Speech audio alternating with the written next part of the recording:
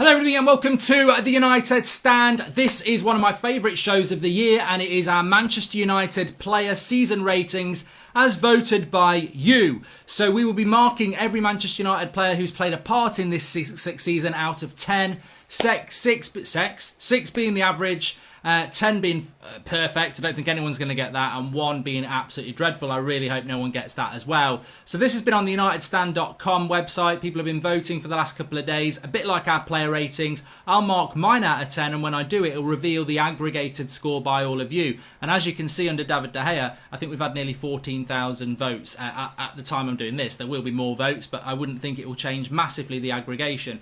And then I've got to put a star next to my player of the year as well. And obviously at the end, when I submit the scores, it will show up who the player of the year was voted for by you. So let's start off with David De Gea. Interesting season for David De Gea. I'm actually going to give him a 6. Now 5.8 is what everyone else has gone for. So I'm quite happy that I'm quite close to that. I'm glad that some Manchester United fans, or the majority of United fans, can look at the season as a whole. It runs from August until July this year. That's what happened. And De Gea made some mistakes, but he also had a lot of clean sheets. We finished third.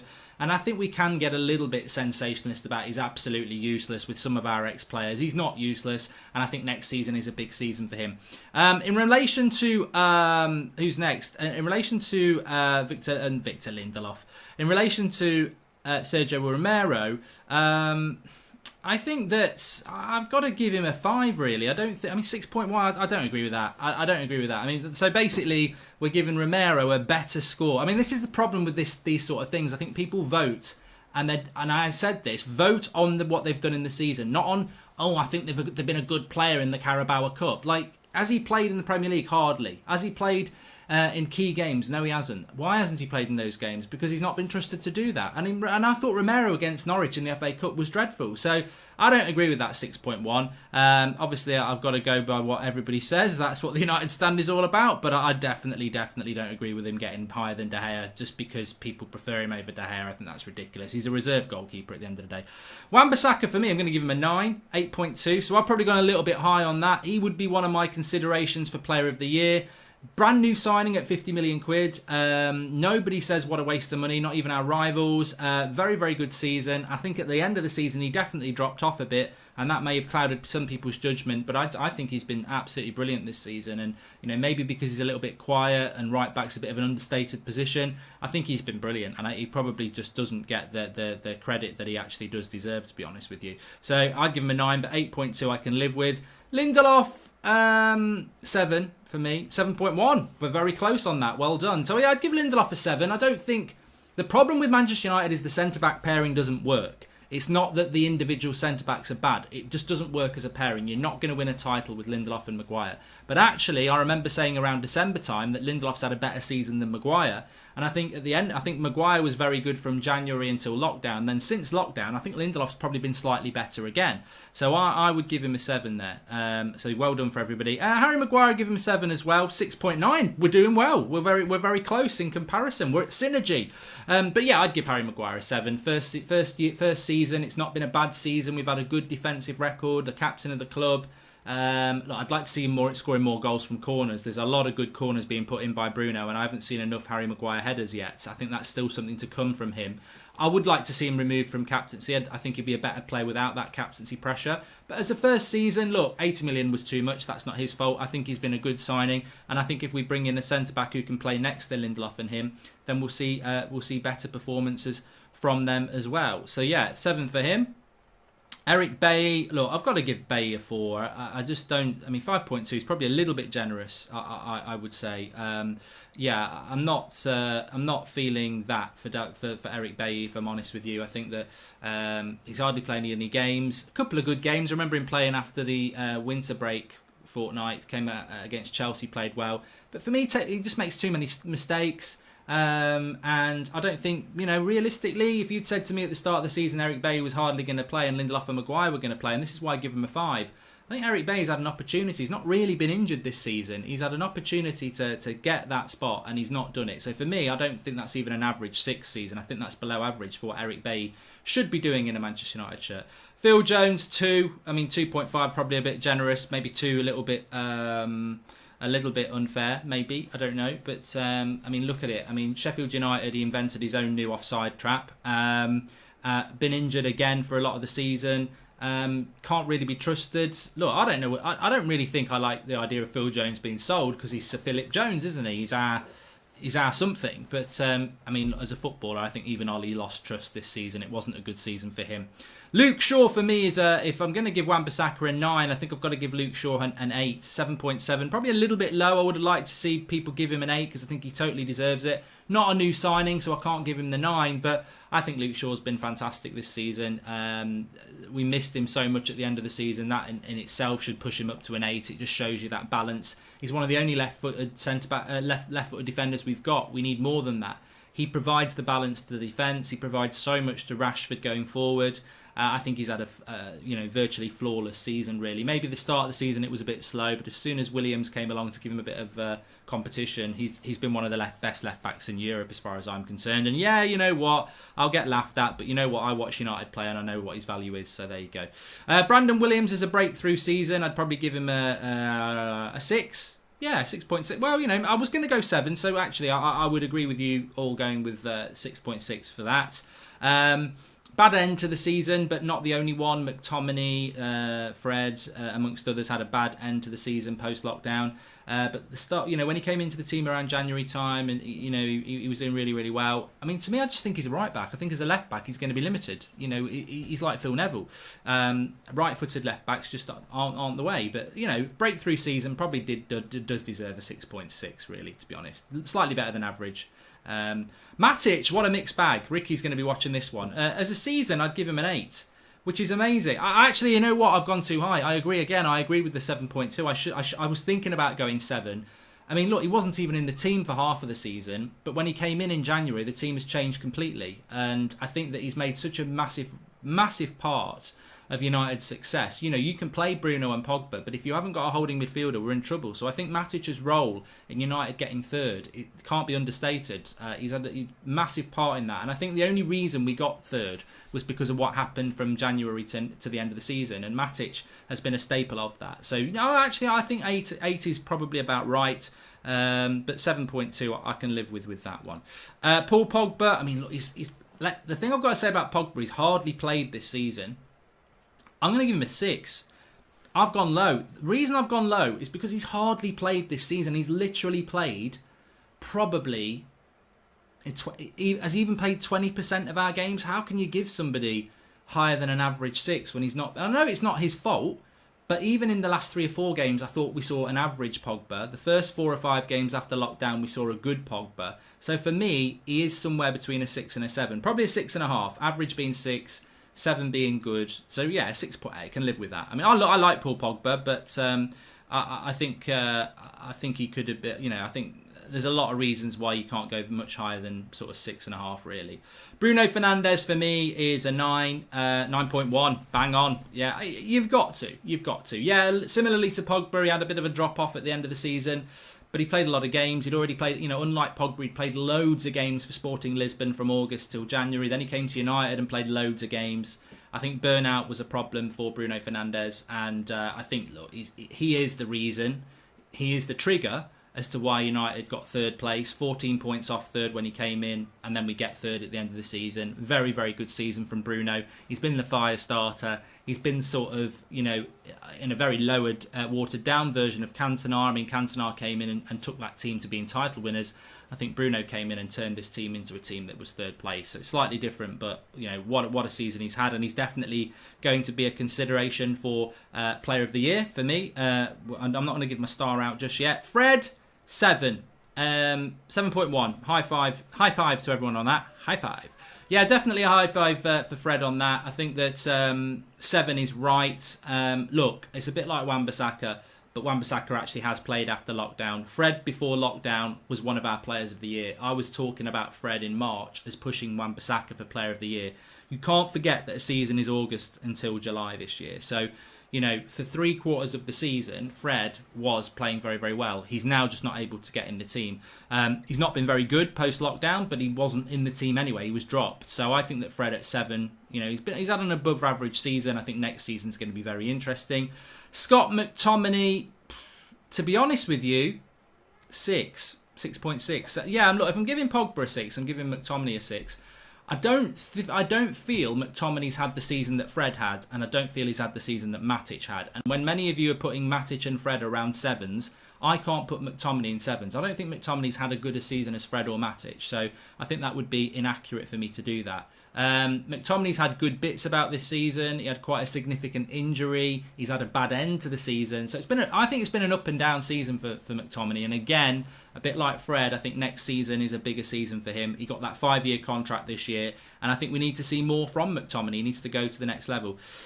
Lingard, I mean, look, he scores on the last day. Does that he's had a lot of chances this year. We're going to be talking about Mata and Pereira as well, but Lingard's had a lot of chances this year. I struggle to give him anything more than a 4.2. I mean, to be honest, you could have gone lower. I don't think you can go any higher. I don't think Jesse would expect any higher. 4 is 4 out of 10 with 6 being average.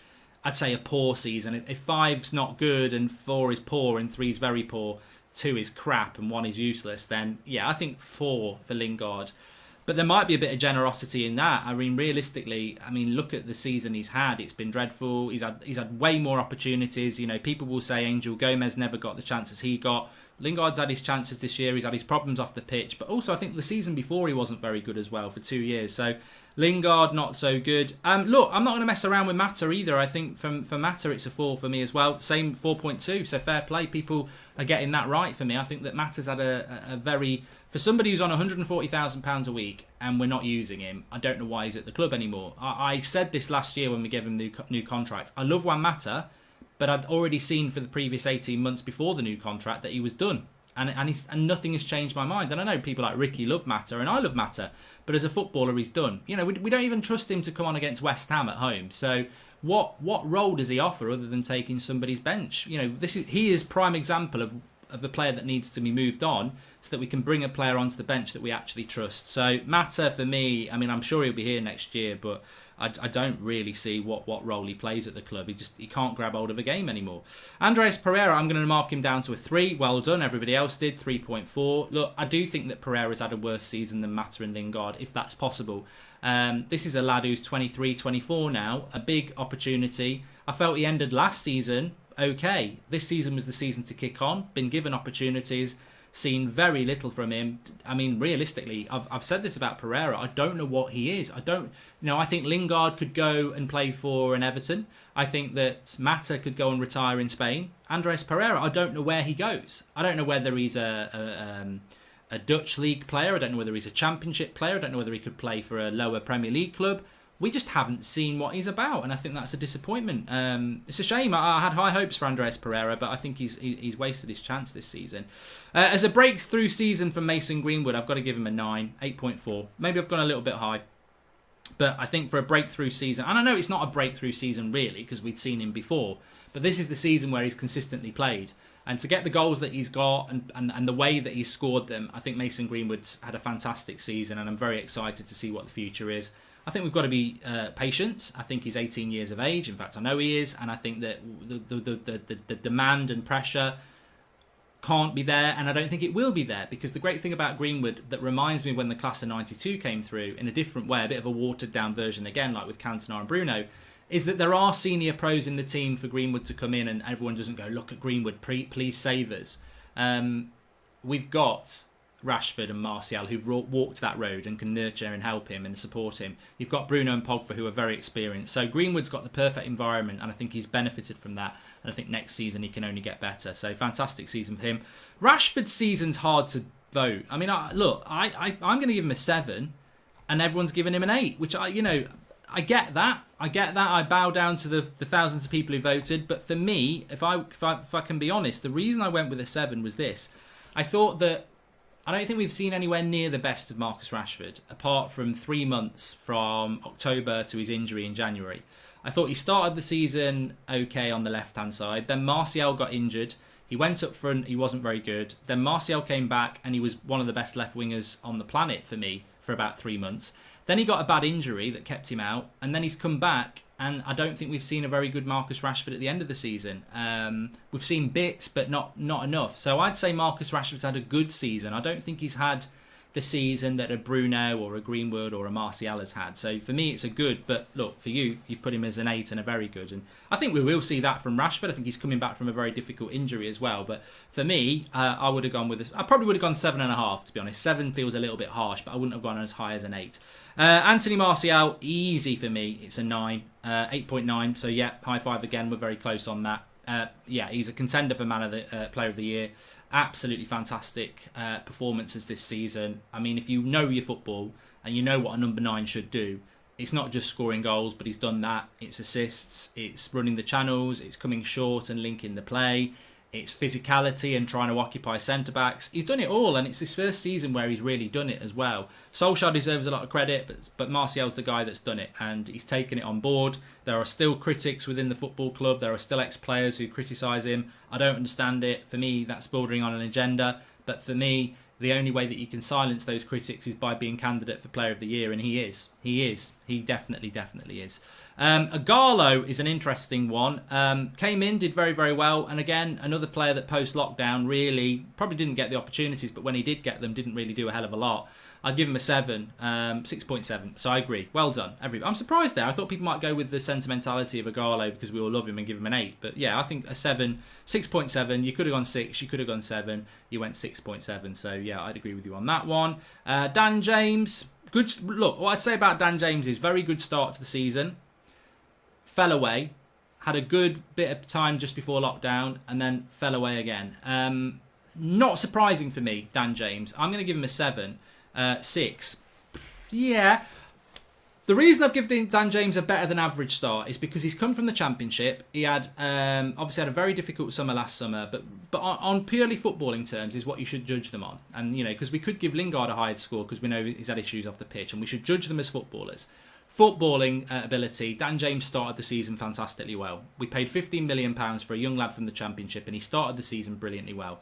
He fell away, but I think he fell away because he was overplayed. I never felt that Dan James was a player that should have gone into the first team, and he instantly became a first teamer, and I think that was a lot of pressure. He spoke about it in January. He didn't expect it himself, and I think he burnt out. Then I think he was given an opportunity, and he came back and he did well. And then after lockdown, we've gone with Greenwood, Rashford and Martial. And Dan James, like Scott McTominay, like Fred, like Brandon Williams, they've just not grabbed their opportunities. So they've finished the season not that well. But for a debut season, I don't think it's been bad from Dan James. I've always said next season for Dan James is the one. If he has a season like this season, next season, he's probably going to be leaving United in the next couple of years. If he builds on last season and learns from it, which I think he will, he can become a bench player or a squad player that becomes very important for United. As for Ole Gunnar Solskjaer as our manager of the year, well, he's our manager. Look, if I was doing this at Christmas, I'd give him a 4. If I'm doing it from January, I'd give him an 8. So I've got to give him a 7, really. 6 or a 7. 7.5. So I'm happy with that. Look, he got a lot wrong. He should have got Bruno last summer. I don't know whether he pulled out of that deal or whether United pulled out of that deal. If he pulled out of that deal, I'd put him down to a 6. I'm going to give him the benefit of the doubt. We should have got Bruno Fernandes last summer. Some of his tactics between the summer and January was shocking. Some chairman would have sacked him in January. He got given Bruno Fernandes and he's shown what he can do when he's got a proper number 10. And he's shown that, people who say it's not, we've got a PE teacher or he doesn't know tactics, they don't know football. You don't just send 11 players out and they don't play like that without tactics. So he has got some involvement in it. I would say he's got quite a large involvement on it. Still worries. I think the way we limped over the line for third place was concerning. You won't be able to do that in a title race. You'll fall away. But what we need to see from Manchester United under Ole Gunnar Solskjaer next season is a consistent season. We've seen in his first 6 months, 3 months good, 3 months bad. Last season, we've seen half a season bad, half a season very, very good. Next season, we need to see a consistent season. I think Ole has been defined by, he's a tale of two halves, isn't he? And that's what that man this season is. But I give him a 7.5. I think we finished the season on a positive, and we could finish even better if we win the Europa League. So that's my player ratings and your player ratings. I now just need to do Player of the Year. And for me, it hovers around this guy, and this guy. Not Fred, Bruno. And Wan-Bissaka as well.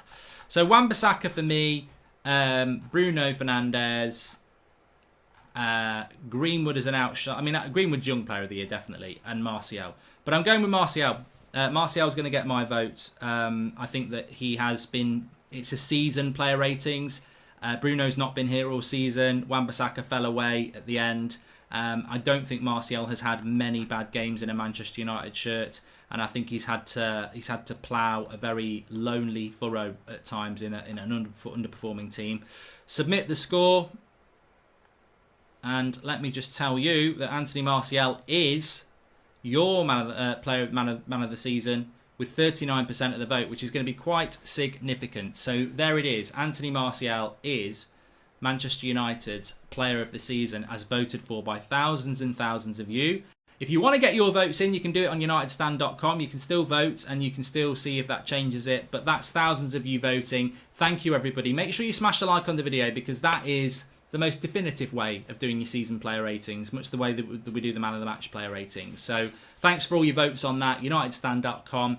And yeah, you know what? If I was Ole Gunnar Solskjaer, I was a United player, I'd be looking at those player ratings over some individual person on a newspaper, because that's thousands of fans, and I think you got it right. I think you got it absolutely right. So give yourself some applause. The players should give themselves applause. And let's see what they can do in the Europa League and going into next season. Thanks for watching. I'll speak to you on the next one.